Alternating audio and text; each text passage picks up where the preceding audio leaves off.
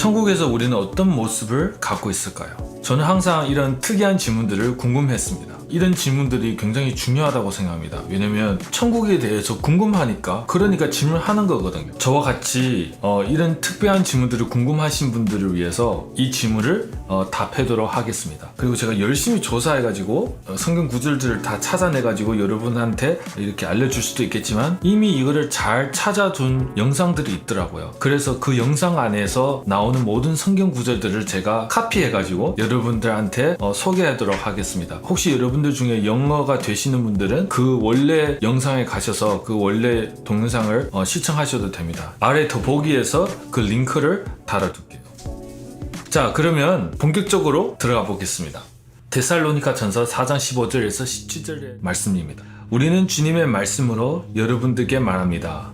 주님이 재림하실 때까지 우리는 살아남은 자들도 이미 죽은 사람들보다 앞서지 못할 것입니다. 그것은 주님이 호령과 천사장의 소리와 하나님의 나팔 소리와 함께 하늘에서 내려오실 때 그리스도를 믿다가 죽은 사람들이 먼저 부활할 것이기 때문입니다. 그 후에 우리 살아남은 사람들도 그들과 함께 구름 속으로 끌려 올라가 공중에서 주님을 만나 영원히 주님과 함께 될 것입니다. 계속 읽어보겠습니다. 고린도전서 15장 52절. 마지막 나팔 소리가 울릴 때 눈 깜짝할 사이에 죽은 사람들이 썩지 아니할 사람으로 다시 살아날 것이며 우리는 모두 변화될 것입니다. 고린도전서 15장 40절. 하늘의 형체도 있고 땅의 형체도 있나니 그 영광이 각각 다르며 고린도전서 15장 42절. 죽은 사람들이 부활도 이와 같습니다. 몸은 묻히며 썩지만 썩지 아니할 것으로 다시 살아납니다. 천한 몸으로 묻히지만 영광스러운 몸으로 다시 살아나며 약한 몸으로 묻히지만 강한 몸으로 다시 살아납니다. 육체의 몸으로 묻히지만 영의 몸으로 다시 살아납니다. 육체의 몸이 있으면 영의 몸도 있는 것입니다. 빌립보서 3장 21절. 그분이 오시면 모든 것을 자기에게 복종시키실 수 있는 그 능력으로 우리의 천한 몸을 변화시켜 자기의 영광스러운 몸과 같게 하실 것입니다. 자, 우리가 여기서 알아야 되는 것은 일단 두 가지 몸이 있다는 겁니다. 천한 몸, 그리고 영광스러운 몸. 육신의 몸, 그리고 영의 몸. 그러니까 우리가 지금 갖고 있는 이 몸은 육신의 몸입니다. 우리가 지금 살아가면서 많이 아플 수도 있고 많이 괴로울 수도 있고 몸이 우리 말 안 들을 수도 있고 그렇잖아요. 그런데 우리가 부활할 때는 이런 모습으로 다시 부활되는 것이 아니라 영광스러운 몸으로 부활되는 겁니다. 그리고 우리 방금 빌립보서 그 구절을 보면은 예수님과 같은 몸으로 다시 부활되는 것입니다. 그러면 우리가 예수님의 몸이 어떤 몸인지 알면은 조금 더 천국에서 우리는 어떤 모습을 갖고 있는지를 알 수 있는 거죠. 정말 다행히게도 성경에서는 예수님의 부활된 모습을 기록된 구절들이 많습니다. 그 구절들을 찾아내서 한번 읽어보도록 하겠습니다. 요한복음 20장 19절. 그날 저녁 곧 안식일 다음 날인 일요일 저녁에 제자들은 유대인 지도자들이 무서워 문들을 걸어 잠그고 모여 있었다. 그런데 갑자기 예수님이 나타나 그들 가운데서 너희에게 평강이 있을지어다 하셨다. 요한복음 20장 26절은 8일 후에 제자들은 다시 집 안에 모여 있었고 거기에는 도마도 함께 있었다. 그때도 문이 잠겼는데 예수님이 나타나 그들 가운데서 너희에게 평강이 있을지어다 라고 말씀하셨다. 우리가 잘 아는 구절이죠. 문이 다 잠그고 있었는데 예수님은 그 벽을 뚫고 제자들에게 나타나셨습니다. 계속 읽어보겠습니다. 조금 더 구체적으로 누가복음 24장 36절에서 43절까지입니다. 한번 읽어보도록 하겠습니다. 그들이 깜짝 놀라며 유령을 보는 것으로 생각하였다. 그때 예수님이 그들에게 이렇게 말씀하셨다. 왜 이렇게 놀라며 의심하느냐? 내 손과 발을 보아라. 나다. 자, 만져보아라. 유령은 살과 뼈가 없으나 보다시피 나는 살과 뼈가 있다. 예수님이 이 말씀을 하시고 손과 발을 보이셨으나 그들은 너무 기뻐서 오히려 믿지 못하고 이상하게 생각하였다. 그래서 예수님이 여기 먹을 것이 좀 있느냐 하고 물으시자 그들이 구운 생선 한 토막을 갖다 드렸다. 예수님은 그 생선을 받아 그들이 보는 앞에서 잡수셨다. 그러니까 이때 부활하신 예수님께서는 뼈와 살이 있고 그리고 그 부활한 몸으로 생선까지 드셨습니다. 그러면은 우리가 천국에서 음식을 먹을 수 있다는 거예요. 어떤 사람에게는 굉장히 기쁜 소식일 수 있어요. 음식을 먹을 수 있다는 것을. 자, 그럼 계속 읽어보도록 하겠습니다. 고린도전서 15장 6절. 그 다음에는 500명이 넘는 형제들에게 일시에 나타나셨는데 그들 가운데는 죽은 사람도 있지만 대부분의 사람들이 지금까지 살아 있습니다. 자, 여기서 일시에 나타나셨다. 500명이 넘은 형제들에게 일시에 나타나셨다. 라고 이런 언어가 주어진 거 보니까 아마도 500명이 흩어져 있는데 그분들에게 한순간에 한 명은 예루살렘, 한 명은 사마리아 그런 데서 흩어져 있지만 근데 그분들에게 한순간에 다 나타났다는 거예요. 500명들에게. 예수님이 부활된 몸으로 이런 능력이 있었다면은 우리도 그 똑같은 몸을 가졌을 때 이렇게 다른 공간에서 동시에 나타날 수 있는 그런 분신 같은 그런 능력이 우리에게 주어지지 않을까라고 생각을 합니다. 자, 계속해서 읽어볼게요.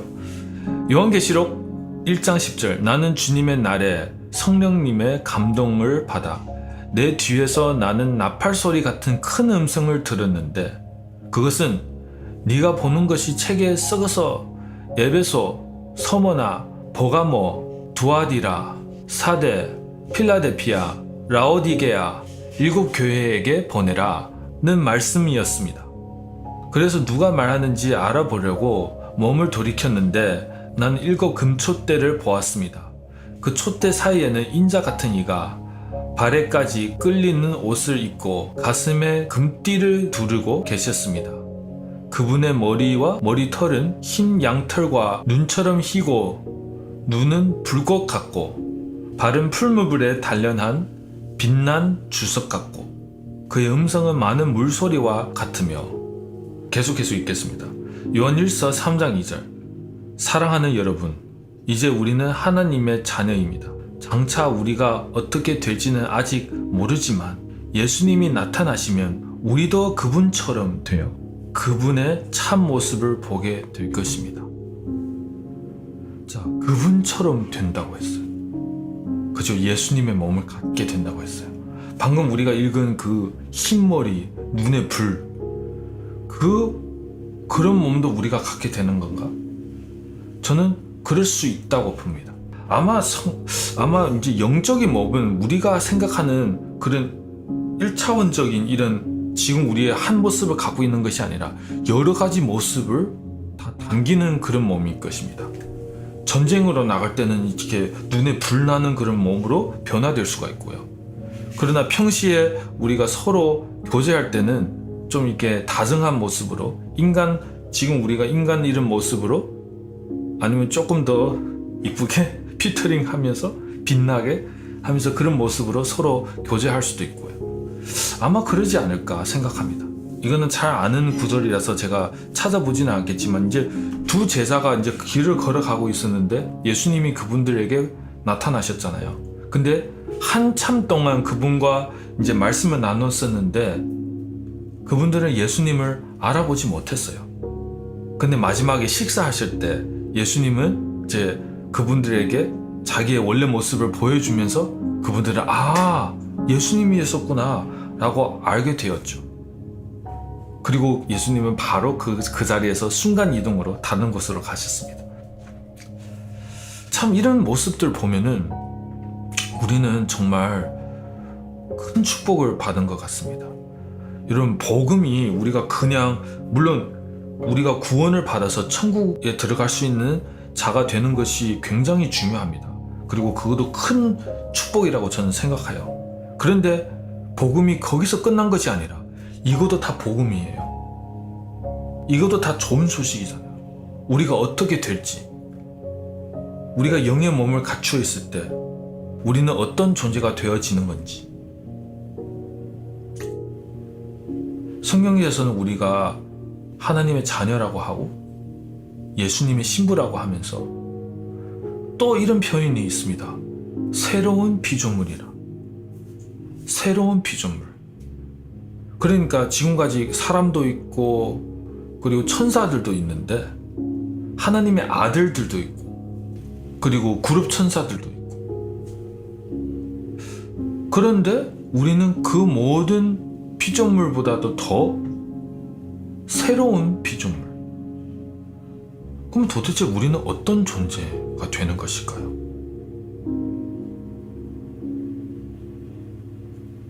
저는 이것을 생각할수록 정말 하나님의 형체가 갖게 되고 하나님의 몸을 갖게 되고 하나님의 성령을 갖게 되고 하나님의 자녀가 되고 하나님의 성품을 갖게 되고 하나님의 능력을 갖게 되고, 이게 도대체 뭡니까? 우리는 어떤 존재입니까? 저는 말을 안 하겠습니다. 그러나 여러분이 이 구절들을 다 읽고 나서 우리가 도대체 어떤 존재로 하나님이 우리에게 축복을 하시는지를 감이 올 거예요. 감이 올 겁니다. 정말 하나님의 자녀이구나. 정말 예수님의 신부구나. 예수님의 형제구나. 그 가치가 얼마나 놀라운지. 그쵸? 그런 걸 생각할수록 이 세상에서 더 이상 미련이 없어요, 여러분. 아니, 내가 비즈니스 좀 망하면은 어떻습니까? 내가 인간관계가 좀 힘들면 어떻습니까? 내가 장가 못 가면 어떻습니까? 뭐 그런 거. 내가 돈 좀 못 벌면 어떻습니까? 우리에게 이렇게 놀라운 축복이 주어져 있는데, 여러분 지금 제가 읽은 이 모든 구절들이 다 하나님의 약속이에요. 하나님의 말씀으로 말씀을 하셨는데 이 천지 만물을 다 창조하셨어요. 그죠? 근데 이거는 말씀뿐만 아니라 약속이에요. 무조건 이루어진다는 거예요. 무조건 우리한테 주어질 축복들. 이런 축복을 우리에게 주기 위해서 자기 목숨까지 내어주신 하나님, 정말 감사합니다. 그리고 더 이상 내 마음속에 있는 미움, 내 마음속에 있는 질투, 그런 것을 사람들 용서 못하고 그런 것이 너무 유치해져요. 그죠? 세상 사람들이 죽자고 이렇게 막 싸우는데 그 이유가 뭐예요? 널 나 배신했니? 나는 너를 못해. 점점 다 유치해져 옵니다.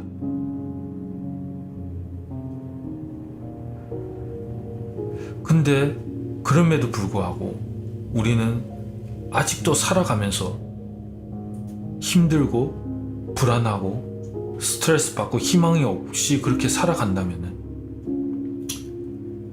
이 말씀에 제가 지금 읽은 이 모든 성경 말씀에 믿음이 별로 없다는 거예요. 이것을 진짜로 믿었다면은 여러분, 우리가 살아가는 태도는 달라지겠죠. 하나님의 자녀로서 우리가 만들어졌는데, 그런 새로운 피조물이 됐는데 거지처럼 살다가 죽고 죄수처럼 살다가 죽고 서로 원망하고 미워하고. 제가 뉴욕에 살지만 진짜 길거리에 걸어다 보면은 거지들이 얼마나 많은지. 그분들은 다 하나님의 자녀예요. 다 예수님의 복음만 받으면은, 예수님 피만 받으면은 천국에 가서 하나님 자녀로서 멋지게 살아가는 그런 사람들이에요.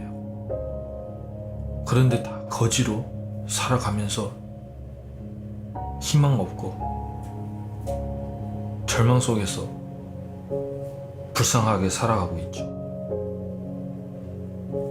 우리는 하나님의 자녀인데도 불구하고 성령의 그 영을 우리 안에 있는데도 불구하고 우리는 서로 미워하고 서로 싸우고 서로 배아파하고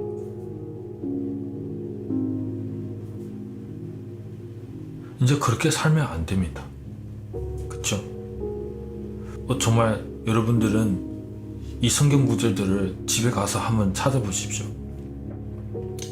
정말 우리가 어떤 존재인지, 하나님께서 어떤 몸을 우리에게 약속하시는지 제대로 알고 우리가 어떤 존재인지 제대로 알면서 이제는 세상에 살아갈 때 더 이상 인간의 눈으로 세상을 바라보는 것이 아니라 우리 남은 인생이 이제 더 이상 세상 일에 매여서 살아가지 않고 하나님의 일, 천국의 일 그것으로 이끌려서 살아가는 여러분이 되도록 예수님의 이름으로 축복합니다. 샬롬.